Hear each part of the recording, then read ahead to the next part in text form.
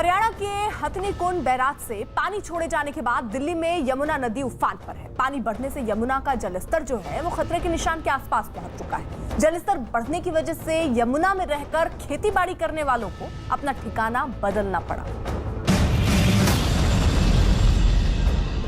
साल के ज्यादातर महीनों में नाले जैसी दिखने वाली यमुना मानसून के इस मौसम में एक बार फिर नदी जैसी दिखने लगी। इसकी बड़ी वजह बारिश के अलावा हथनीकुंड बैराज से बीते 2 दिनों से छोड़ा जा रहा लाखों क्यूसेक पानी। बताया गया कि देखते ही देखते यमुना का जलस्तर खतरे के निशान के पास पहुंच गया। दिल्ली में यमुना में खतरे का निशान 205.33 मीटर है। आज सुबह 11 बजे यमुना का स्तर 205.34 मीटर तक पहुंच गया था। इसे देखते हुए प्रशासन अलर्ट है और हालात पर लगातार नजर रखी जा रही है। अगर पानी इसी तरह आता रहा तो बहुत जल्द निचले इलाकों में बाढ़ जैसे हालात बन सकते हैं। यमुना के बढ़ते जलस्तर को लेकर दिल्ली सरकार भी सतर्क है। दिल्ली सरकार का दावा है कि अगर निचले इलाकों में बाढ़ आ भी जाती है तो उससे निपटने की पूरी तैयारी कर ली गई है। दिल्ली में कई लोग खेती के लिए यमुना के किनारे या इसके आसपास रहते हैं। यमुना के आसपास की कई झुग्गियों में तो पानी एक दिन पहले ही घुस गया। ऐसे लोगों को प्रशासन ने जगह खाली करने को कह दिया, जिसके बाद कई लोग सामान लेकर सुरक्षित ठिकानों की तरफ जाते दिखे। सामान मेरा झुग्गी में से ला रहा हूँ। क्यों, क्या हो गया उधर? पानी झुग्गी में पानी घुस गया। कब से पानी आया था? मेरा कल से पानी डूबा पड़ा है। सावधानी बरतते हुए प्रशासन ने यमुना पर बने लोहे के पुल के एक रास्ते को भी बंद कर दिया। इस मौसम में दिल्ली में हर साल यमुना नदी पानी से लबालब हो जाती है, लेकिन यमुना जब अकेले असली रूप में आती है तो कई लोगों के लिए मुसीबत भी बन जाती है। यमुना का जलस्तर अगर इसी रफ्तार से बढ़ता रहा तो निचले इलाके में रहने वालों की परेशानी बढ़ सकती है। मुंबई के पास विरार से एक बैंक से हैरान करने वाली खबर आई। यहां एक प्राइवेट बैंक में मास्क लगाकर 2 लोग आए और उसके बाद बैंक में हर तरफ खून ही खून फैल गया। जब बैंक में हत्या करने वाले शख्स के चेहरे से मास्क हटा तो हर कोई हैरान रह गया। रात के अंधेरे में कुछ लोग जिस शख्स को पकड़कर कार में बिठाते दिख रहे हैं, ये वही आरोपी है जिस पर बैंक में लाखों की लूट करने की कोशिश और बैंक की डिप्टी मैनेजर की हत्या का आरोप है। बैंक के फर्श पर पड़े खून के धब्बे गवाही दे रहे हैं कि यहाँ लूट के लिए एक ऐसे शख्स ने खूनी खेल खेला जो पहले इसी बैंक में मैनेजर रह चुका था। बताया गया कि जब वारदात को अंजाम दिया गया उस वक्त बैंक में सिर्फ मैनेजर और कैशियर ही मौजूद थी। इस बीच मास्क लगाए 2 लोग बैंक में घुसे और चाकू की नोक पर लूटपाट करने लगे। पैसा और सोना लूट कर दोनों भागने लगे तो महिला कर्मचारियों ने शोर मचाना शुरू कर दिया, जिसे सुनकर आसपास के लोगों ने तुरंत आरोपियों का पीछा किया और एक आरोपी को पकड़ने में कामयाब हो गए, जबकि दूसरा आरोपी फरार हो गया। ऐसा पता चला कि उसके पास एक बैग था और 2 पेटी थे। तो बैग में सोना भर के था। तो वो हम लोग ने, स्थानीय लोगों ने, एटीएम, आईसीआईसीआई बैंक का एटीएम है उसके बाजू में, एटीएम में रखा गया। उसके बाद में देखा गया कि एक औरत जख्मी थी। उनको नजदीकी हॉस्पिटल में भेजा गया स्थानीय लोगों के द्वारा। घटना की वजह से इलाके में अफरा तफरी का माहौल बन गया। दावा किया गया कि दोनों महिला कर्मचारी बुरी तरह जख्मी पाई गयी, जिन्हें तुरंत अस्पताल पहुंचाया गया। पुलिस के मुताबिक आरोपी उसी बैंक की शाखा में बैंक मैनेजर था जिस बैंक में उसने लूट की वारदात को अंजाम दिया। आरोपी को ये पता था कि उस बैंक में कितना पैसा है और कितना सोना है। जानकारी ये भी मिल रही है कि आरोपी ने 1 करोड़ रुपए का लोन भी ले रखा था और उसके चुकाने के दबाव में उसने बैंक लूटने की पूरी प्लानिंग कर डाली।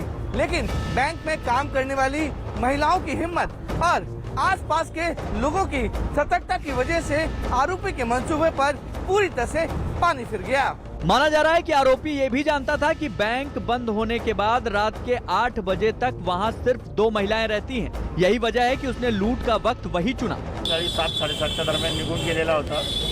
त्यावेळेस अचानक बँकेचा माजी मॅनेजर त्या ठिकाणी येऊन त्यांनी बँकेमधील कॅश आणि सोनं हे लुटीचा प्रयत्न केलेला आहे। आरोपी ताब्यात घेतलेला आहे, गुन्ह्याचा दाखल होत आहे। जानकारी के मुताबिक लुटेरों को भागने की कोशिश करते देख महिला कर्मचारियों ने शोर मचाया तो आरोपी घबरा गए और उन्होंने महिलाओं पर हमला कर दिया। दावा किया गया कि महिला बैंक मैनेजर को गंभीर चोटें आईं और अस्पताल में उसकी मौत हो गई, जबकि दूसरी महिला का इलाज चल रहा है। लाखों की लूट में बैंक के पूर्व मैनेजर का शामिल होना यह साबित करता है कि बैंकों में सुरक्षा को लेकर किसी भी तरह की लापरवाही महंगी पड़ सकती है। इसलिए बैंक का कोई पूर्व कर्मचारी ही क्यों ना हो, सुरक्षा से संबंधित कोई भी संदिग्ध हरकत होते ही सतर्क हो जाना चाहिए। कोरोना महामारी के बीच सरकार की मुफ्त राशन योजना लोगों के लिए बड़ा सहारा बनकर उठी। दिल्ली में मशीनों के जरिए राशन बांटने का काम शुरू हुआ ताकि जरूरतमंदों तक राशन पहुंच सके। लेकिन दावा है कि अब इन्हीं मशीनों की वजह से लोगों को राशन मिलना बंद हो गया। दिल्ली के ओखला की राशन दुकान में कुछ महिलाएं राशन डीलर से झगड़ पड़ी। हालात बिगड़े और नौबत धक्का मुक्की तक आ गई। गाली गलौज मत कर, मैं बता रहा हूँ, सारा रिकॉर्ड हो रहा है। गाली गलौज कर रही है ना खूब। अब दिल्ली के सोनिया विहार की राशन दुकान की तस्वीरें देखिए, जहां राशन लेने पहुंचे शख्स को राशन नहीं मिला तो वो दुकानदार पर भड़क गया। मेरे घर में राशन नहीं, बताओ, मैं 3 दिन से आ रहा हूँ, आप कह रहे कि ऐसे नहीं ऐसे। सर मैं क्या कर सकता हूँ, मशीन हमारे हाथ में है। मैं खुद आया हूँ, मशीन काफी खराब है, मशीन जब से आई तो मैं क्या करूँ, ये खराब है। आप एक बार कल आ जाना। दिल्ली में राशन दुकानों में इन दिनों ऐसे मंजर आम हो गए जब राशन न मिलने पर लोग नाराज हो गए। 2 दिन से आ रहा हूँ, मैं पहले पुलिस से आता हूँ। अब राशन नहीं मिल रहा, कहते फिंगरप्रिंट नहीं लग रहा, फिंगरप्रिंट नहीं लग रहा, अंगूठा नहीं लग रहा। मैं क्या करूँ इसके अंगूठे का। 3 दिन हो चुके मेरे को रेगुलर यहाँ पे मतलब आता हूँ और इसमें कभी अंगूठा कहते हैं कि आपका सर्वर डाउन हो रहा है, कभी अंगूठा चेक नहीं लग रहा है। अब बताइए सर कि हम क्या खाना खाएंगे घर पे। ऐसा नहीं है कि राशन डीलर राशन देना नहीं चाहते या इसमें भ्रष्टाचार के आरोप लग रहे हैं। असल में सारी गड़बड़ी की जिम्मेदारी ये छोटी सी मशीन की है। दिल्ली में मुफ्त राशन बांटने के लिए राशन डीलरों को EPOS मशीनें दी गई। राशन योजना में ये मशीनें रुकावट कैसे बन रही हैं, ये बताने से पहले आपको बताते हैं कि ये काम कैसे करती है। EPOS यानी कि electronic point of sale machine से राशन लेने वाले की पहचान की जाती है। राशन लेने वाला शख्स अपना आधार नंबर बताता है जो मशीन में फीड किया जाता है। इसके बाद राशन लेने वाले के फिंगरप्रिंट और आंखों की पहचान मशीन के जरिए की जाती है, जिसे बायोमेट्रिक मिलान कहा जाता है। पहचान होने पर यह पता चलता है कि राशन कार्ड किसका है और उसे कितना राशन दिया जाना है। इसके बाद इसमें से एक पर्ची निकलती है जो राशन लेने वाले को दी जाती है। आपका नहीं आ रहा इसमें फिंगर बायोमेट्रिक, आप कल एक बार ट्राई कर लेना, ठीक है ना। अंगूठा है ना, आपकी ID सारी है। एक वृद्ध के और जो छोटी उम्र के बच्चे हैं इनके, क्योंकि फिंगरप्रिंट्स बायोमेट्रिक चेंज होते रहते हैं, तो सबसे ज्यादा परेशानी इनके साथ ये आती है कि इनके फिंगरप्रिंट्स चेंज होते हैं जो ऑथेंटिकेट मशीन नहीं कर पाती है। उस वजह से वो भी परेशान है, हम भी परेशान है। एक बंदा 4-4 बार 6-6 बार हमारे पास आता है। जब तक मशीन उसे ऑथराइज नहीं करेगी हम कैसे राशन बांटे। तो हमारी मजबूरी ये होती है, हमें पता है कि वो बंदा जेन्युइन है। साफ है कि मशीन की गड़बड़ी की वजह से राशन पाने वालों से लेकर डीलरों तक सब परेशान है। EPSO मशीन से राशन देने की प्रक्रिया वैसे तो बहुत आसान है, लेकिन इसकी खामियों की वजह से राशन वितरण की जो योजना है उसमें अब रुकावटें आ रही हैं। कभी नेटवर्क की समस्या तो कभी सर्वर डाउन होने की वजह से मशीनें काम नहीं कर रही हैं।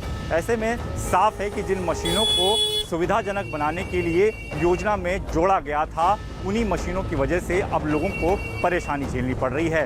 रोज रोज राशन न मिलने की वजह से जो लोग परेशान हैं, उनकी नाराज़गी अब दुकानदारों को झेलनी पड़ रही है। वहीं दूसरी तरफ इन खामियों को दूर करने के बजाय अब इस पर सियासत भी शुरू हो गई है। मुफ्त राशन योजना में लोगों को दिक्कतें हुई तो शिकायतें और खबर बीजेपी तक भी पहुंची। बीजेपी ने इसके लिए आम आदमी पार्टी पर निशाना साधा और राशन बांटने की सरकार की मंशा पर सवाल उठा दिए। दिल्ली की सरकार इस पूरे मामले पर लोगों को गुमराह ना करे, इसको लागू करे तरीके से और लोगों को एजुकेट करे, जिससे कि राशन व्यवस्था सुचारू रूप से दिल्ली में चल सके। होम डिलीवरी ऑफ राशन की जो सोच एक पैदा की और जो हमने पूरी तैयारी कर ली, हमारे तो पूरी तैयारी थी, मतलब आखिरी क्षण पे वो रोका गया केंद्र सरकार के द्वारा। तो मैं जानना चाहता हूं माननीय मोदी जी से कि भाई आपके EPOS के जरिए जो आज गरीब को राशन नहीं मिल पा रहा है, उसका दायित्व तो आप लेंगे फिर। मुफ्त राशन योजना से जुड़े लोगों की मांग है कि मशीन की समस्या को जल्द दुरुस्त किया जाए या फिर इसके बदले कोई दूसरी व्यवस्था लागू की जाए। One nation one ration card के तहत EPSO मशीनों को मुफ्त राशन योजना के साथ जोड़ा गया था। केंद्र सरकार को उम्मीद थी कि तकनीक योजना को आसान बनाएगी और लोगों तक बिना रुकावट राशन पहुंचेगा, लेकिन अब इन मशीनों के रखरखाव में लापरवाही को लेकर सवाल उठने लगे हैं। इस योजना को सफल बनाना है तो तकनीकी दिक्कतों को दूर करने के लिए लोगों को समय पर राशन दिलाने का इंतजाम करना होगा। टोक्यो ओलंपिक के प्री क्वार्टर फाइनल मुकाबले में हार कर बाहर हुई दिग्गज मुक्केबाज एमसी मैरी कॉम ने एक बार फिर मैच को लेकर सवाल खड़े किए। शुक्रवार सुबह मैरी कॉम की तरफ से एक ट्वीट कर इस बात की जानकारी दी गई कि मैच शुरू होने से चंद मिनट पहले उन्हें ड्रेस बदलने को कहा गया था। भारत की धाकड़ मुक्केबाज एमसी मैरी कॉम का टोक्यो ओलंपिक्स का सफर भले ही खत्म हो चुका है, लेकिन प्री क्वार्टर फाइनल में अचानक मैरी कॉम के साथ जो हुआ वो खुद मैरी कॉम के भी पल्ले नहीं पड़ रहा है। ओलंपिक्स में पदक की प्रबल दावेदार मानी जा रही मैरी कॉम ने एक बार फिर जजों के फैसले पर गंभीर सवाल उठाए हैं। न्यूज 18 के उमेश कुमार से की गई बातचीत में एमसी मैरी कॉम ने अपना पक्ष रखा है। एग्जैक्ट हुआ क्या, ये पहले दर्शकों के साथ साझा की। उन लोग ने मेरे को बोला है कि मेरा इंडियन जर्सी वो नहीं पहन सकती। ओके। पहले फाइट में भी पहन के मैं खेला हूँ, उसमें कुछ प्रॉब्लम नहीं था और सारे दुनिया अपना अपना जर्सी जो इशू किया है कंट्री ने, जो सारे पहन के खेली है, तो अभी क्यों ये इस फाइट में फिर मैं नहीं पहन सकती हूँ करके थोड़ा आर्गू किया। फाइट करना है तो करके छोड़ दिया और पता नहीं मेरे को ऐसे अजीब सा वो लोग मेरे से बिहेव कर रहा है और वो हरास कर रहा है, मेरे को लग रहा है। इस दौरान एमसी मैरी कॉम ने अपनी हार और विवादित स्कोरिंग जैसे मुद्दे पर बेबाकी के साथ अपनी बात रखी है। साथ ही उन्होंने स्कोरिंग सिस्टम पर सवाल उठाते हुए कई बड़े आरोप लगाए। 2 राउंड में जीता हूँ और फिर लास्ट डिसीजन में कैसे 3-2 में मेरे को हराया, मेरे को कुछ समझ नहीं आ रहा। 2 राउंड जीतने के बाद हराया गया को मेरे को अजीब सा लगा। पहली बार ऐसे जजमेंट जज कर रहे हैं। उधर केंद्रीय मंत्री किरेन रिजिजू और कई पूर्व बॉक्सरों ने भी मैरी कॉम की हार पर हैरानी जताते हुए मैच रेफरी के फैसले पर सवाल उठाए। मैरी कॉम का कहना है कि उन्हें पता ही नहीं था कि वो हार गई हैं।